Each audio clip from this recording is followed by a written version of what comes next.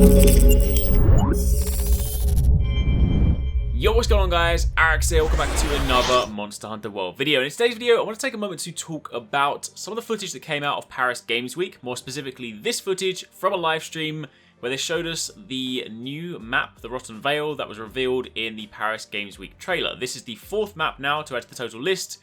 We have the Ancient Forest, the Wildspire Waste, Coral Highlands, and now this one, the Rotten Vale. It is, again, very different to anything we have so far. It's also very different to kind of anything we've seen in Monster Hunter to date. This is a much kind of like darker, more grim looking map. It's basically comprised of bones and decomposing bodies. But in this video, I want to talk a little bit more about the actual map itself, some of the monsters you'll fight in this area, and anything else you kind of might want to know, just sort of, things you can notice in the background. Like right there is the remnants of a kind of Dalamadur skull. Doesn't mean to say Dalamadur is going to be in the map, but, just things like that worth kind of pointing out. So if you do enjoy this, like would be super appreciated. Comment down below if you have any questions. If there's anything you guys saw that I didn't kind of talk about, by all means share that. Also, the footage that I've been putting out from Japan, there is still plenty more of that to come, but I thought I'd take a quick detour and talk about Paris Games Week since it has just happened, and some of you guys have been asking me if I'm going to be covering this, so the answer is indeed yes. Also, don't forget to enter the Xbox One console giveaway if you guys haven't had a chance.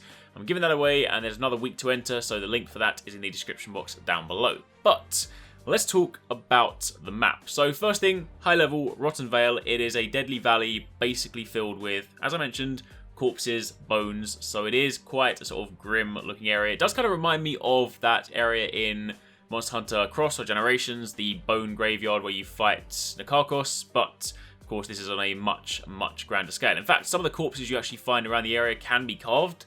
You'll see that a little bit later in the footage. There's a corpse of Legiana who hasn't fully decomposed, so the actual kind of body structure is still there, and if you go over to it, you can get a cheeky carve. So there are some monsters you'll be able to can kind of grab parts from here without actually having to kill the monster. You're not going to be able to get a full, 3 carves from it, but still, it's something to consider. On top of that, there is also, given the fact that there are kind of these decomposing corpses in here, there is this toxic gas that takes over quite a large part of the areas, and if you kind of walk through it as a hunter, it is dangerous to us, so it will basically start to gradually chip away at your health, and if there are monsters in the area, then that gas will cause them to be much more aggressive. So you'll need to kind of watch out for that. Fighting it is of course not going to be ideal. There are ways to clear that, but again, we'll touch on that once we get a little bit closer to the actual area. However, talking about the actual monster they're fighting right now, this is the Radoban. So it is a relative of Uragan, which is of course a monster we've seen in many games beforehand, but this one is much faster than its kind of cousin, so to speak,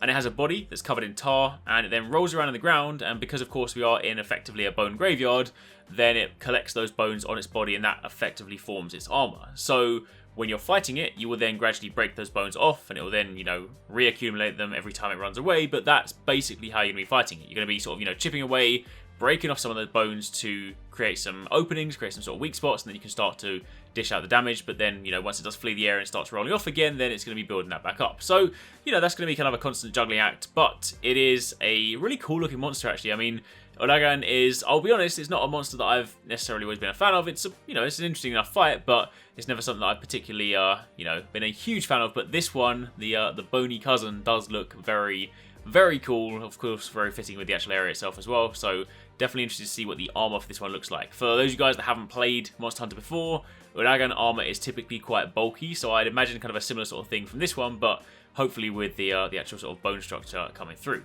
But that is Radoban, so that is one of the new monsters. When they first revealed it in the trailer, we didn't have names for them, but we do now have names for all the new monsters that have been revealed, so that is one for the list. However, the ones you're actually seeing here, the ones that kind of came in to attack it, these are the Gyros and the Great Gyros. So the Great Gyros is, of course, the bigger version. The other ones are just the small ones down there. The Gyros itself, and the Great Gyros by extension, have fangs that actually have this kind of paralyzing coating on it. And rather interesting, you can see right there, this is really cool, because we know that you get monster fights. We know you get these monster interactions where they can kind of battle each other.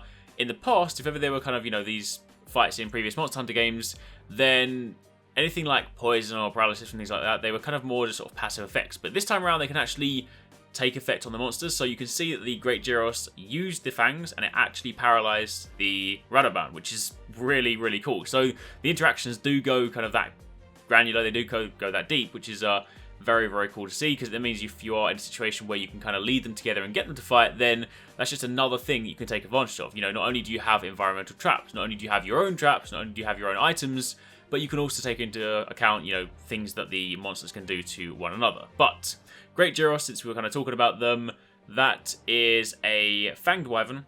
They, again, contain their paralyzing venom, so you do want to be careful because both the small ones and the big ones can paralyze you. So if you're in a fight and they do kind of attack you as a pack, then that could be quite dangerous. So it's definitely something you want to factor in. But that is one of the smaller monsters you'll find here. So, you know, comparatively speaking, it's not necessarily going to present as big a challenge as some of the other ones, but that's still another one to the list. So we've got Radoban, we have Gyros, and the Great Gyros. Also, you'll notice in this situation, Radoban has just been poisoned, so I've called this out in previous videos, but if a monster does get poisoned, it kind of gets this poison goo that starts to, you know, come out of its mouth, so that's a very kind of clear tell that it is in that state. Right here, they're demonstrating a situation where you can take advantage of an environmental trap. So this is basically a big tusk that has a net on the top of it, or like some vines. So Radoban broke through it, and it's now trapped it in place, sort of like in the ancient forest when you see those trees with the vines on, and if like Anjanath smashes into it. So it doesn't hold it for too long, but it is still a free trap. However, if we then jump forward just a little bit to this area here, you can see another example of some environmental traps you can use. Right at the top is this huge skeletal structure, basically creating an archway over this area they're fighting in, and there are lots of these bones, or these maybe are even teeth, hanging down from the top, and you can shoot them with your slinger, and they can basically just fall down and land off the monster. Obviously, all these ones here haven't been placed very well. They didn't actually hit the monster, but if you can take advantage of it, if you can trap it in place, then they are a chance for you to deal some more damage. However, jumping a little bit further forward again, now going further down into the Rotten Vale, into this sort of pit with all the bones, this third monster, the red monster you see here, is Odolgaron. It is a very, very aggressive looking monster. It is, people are going to be calling it almost like the miniature Devil Joe, because it's this hyper aggressive monster. It basically doesn't look like it's got any skin in it, it's just like a ton of muscle.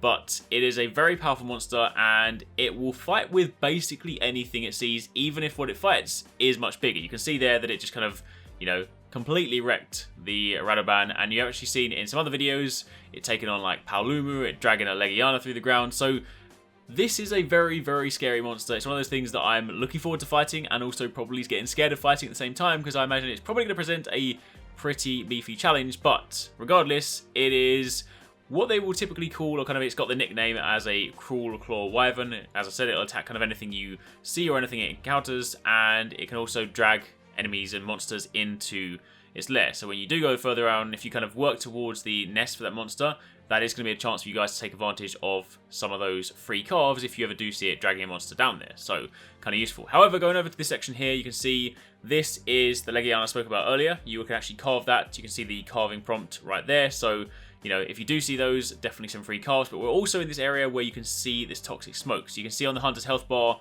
that it is gradually chipping down. It's not too fast, but it is still, you know, gradually chipping down. So do bear in mind, if you're in a situation like you were in this area and you were fighting a monster and you're getting hit anyway, it's going to be another thing you need to kind of factor in, because you are gradually going to be losing health. But one thing you can do in this area is there are these flame pits you can basically put into your slinger, and if you fire them at the smoke, you can then basically create these little flame bursts, and it sets the toxic alive, or the toxin alive, should I say, and it then basically makes the smoke dissipate. So it is possible, if you do need to fight in an area like that, to clear the smoke, but it's just one of those things you'll need to kind of factor in. You might want to try and make sure you're always stocked on those. If you kind of see those plants lying around, make sure you grab that stuff for your slinger, because again, it's going to be pretty important.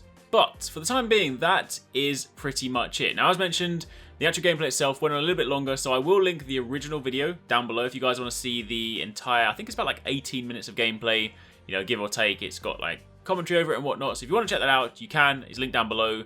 But for the time being, in terms of the stuff that I actually kind of want to talk about, then that is pretty much it. That is 3 new monsters that we've seen within this area. We have the Radoban, which is basically the bony cousin to Uragan. We have the Gyros, and by extension Great Gyros, and we also have Odolgaron, which is the hyper-aggressive monster that basically seems to attack everything you see.